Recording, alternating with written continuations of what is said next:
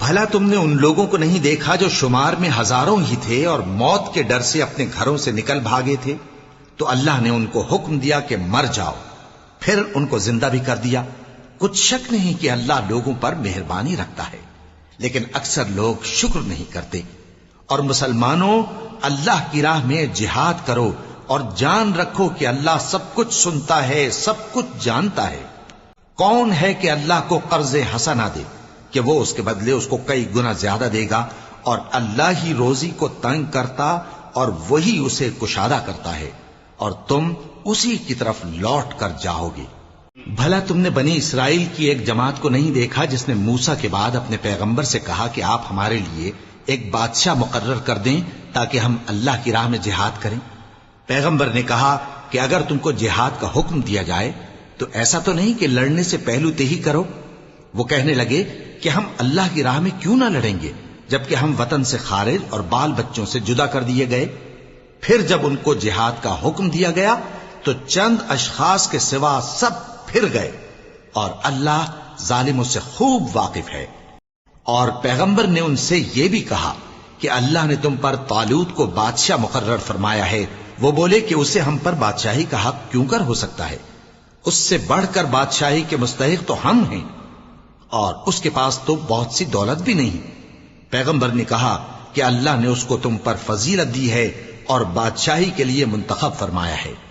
اس نے اسے علم بھی بہت سا بخشا ہے اور تن و توش بھی بڑا عطا کیا ہے، اور اللہ کو اختیار ہے جسے چاہے بادشاہی بخشے، وہ بڑا کشائش والا ہے، دانا ہے۔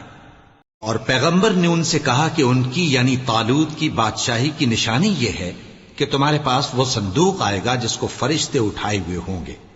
اس میں تمہارے پروردگار کی طرف سے تسلی بخشنے والی چیز ہوگی، اور کچھ اور چیزیں بھی ہوں گی جو موسیٰ اور ہارون چھوڑ گئے تھے۔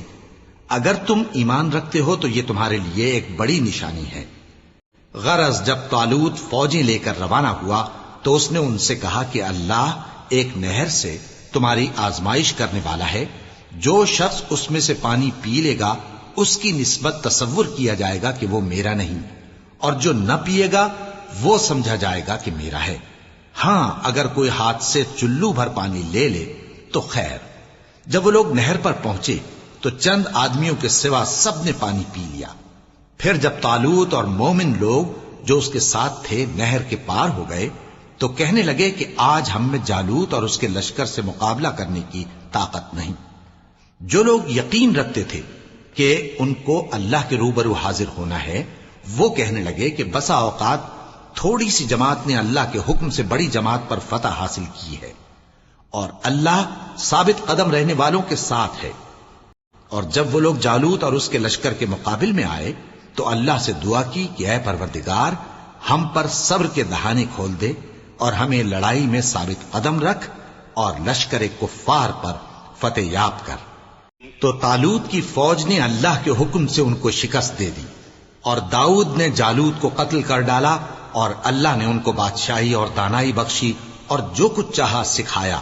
اور اگر اللہ لوگوں کو ایک دوسرے پر چڑھائی اور حملہ کرنے سے نہ ہٹاتا رہتا تو کرۂ ارض تباہ ہو جاتا، لیکن اللہ اہل عالم پر بڑا مہربان ہے۔ یہ اللہ کی آیتیں ہیں جو ہم تم کو سچائی کے ساتھ پڑھ کر سناتے ہیں، اور اے محمد صلی اللہ علیہ وآلہ وسلم تم بلا شبہ پیغمبروں میں سے ہو۔ یہ پیغمبر جو ہم وقتاً فوقتاً بھیجتے رہے ہیں، ان میں سے ہم نے بعض کو بعض پر فضیلت دی ہے۔ بعض ایسے ہیں جن سے اللہ نے گفتگو کی، اور بعض کے دوسرے امور میں مرتبے بلند کیے، اور عیسیٰ ابن مریم کو ہم نے کھلی ہوئی نشانیاں عطا کی اور روح القدس سے ان کو مدد دی۔ اور اگر اللہ چاہتا تو ان سے پچھلے لوگ اپنے پاس کھلی نشانیاں آنے کے بعد آپس میں نہ لڑتے، لیکن انہوں نے اختلاف کیا تو ان میں سے بعض تو ایمان لے آئے اور بعض کافر ہی رہے۔ اور اگر اللہ چاہتا تو یہ لوگ باہم جنگ و قتال نہ کرتے، لیکن اللہ جو چاہتا ہے کرتا ہے۔